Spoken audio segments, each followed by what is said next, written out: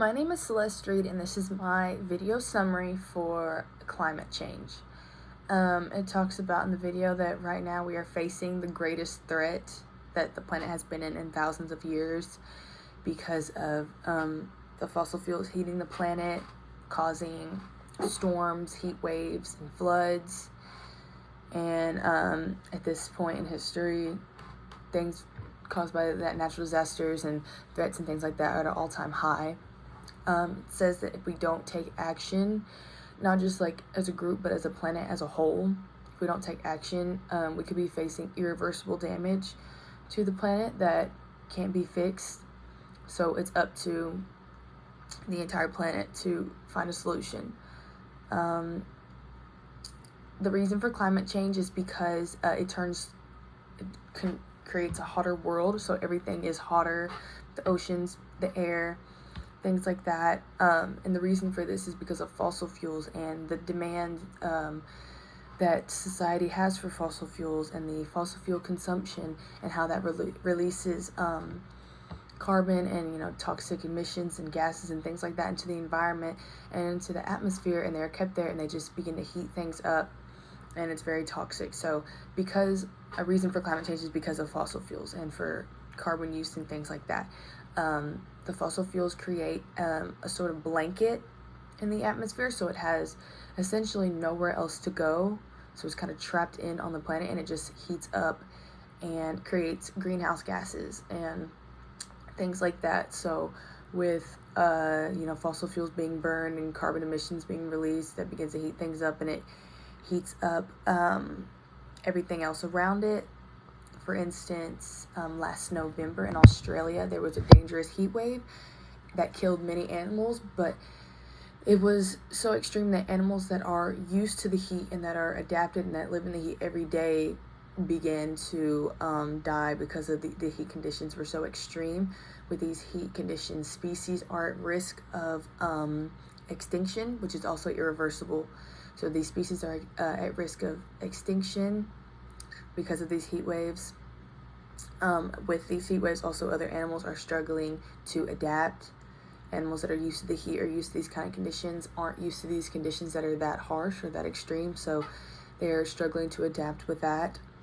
With extreme heat also comes with wildfires, which are very devastating for the environment with wildfires, and the weather systems are also impacted by this.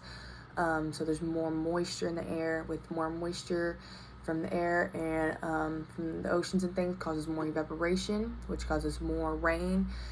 And this comes with superstorms with high winds, and flooding also comes with that. So these are all very negative things for society. And with also extreme heat, the ice caps are melting, and all the animals that live there are losing their homes and their environment. And with the ice caps melting, creates more water, which causes more flooding. So people that have been in homes in areas near the water all their life have been asked to evacuate because of the water levels rising, the sea levels rising, water levels rising, things like that. And this heavily impacts society, and it impacts families especially. The oceans have also expanded with all the water. They've expanded and they have become hotter. Because the ocean has gone hotter, it has affected the organisms that live in the ocean, like coral, and how the coral, they bleach from the temperature of the water, and they begin to bleach, and then with that they begin to die. And coral is an important part of the ocean ecosystem because it provides shelter and homes for many organisms and things like that. With this, there needs to be some sort of government intervention, but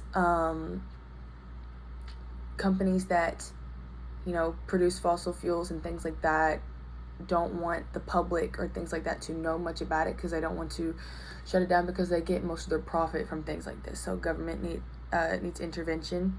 Greenhouse gases, they still continue to rise even though people are made clear of what is happening.